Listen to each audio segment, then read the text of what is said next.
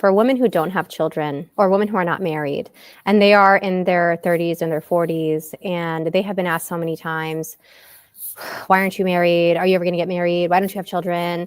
I'd like them to also consider what you're mentioning, which, first of all, I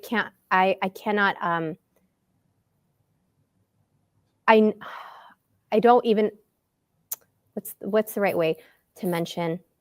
I don't begin to assume to know your emotion. Your emotion is completely valid. And I know that you have spent this time in every way possible finding ways to improve, finding your passions, finding ways to improve yourself, all of those things.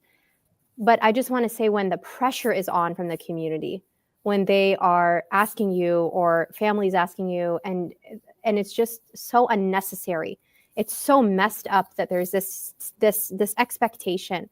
And you maybe have been trying to find the right person for years, or maybe have gotten out of a relationship that has been very damaging, or maybe have been trying to have children and you haven't been able to. All of your circumstances are reflected in the women companions themselves and in the Quran itself.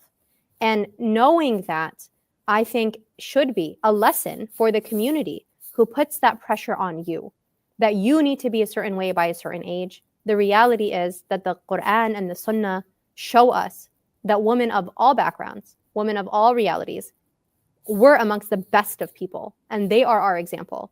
So I think reframing the way that we have these conversations also is so important, so that we don't continue to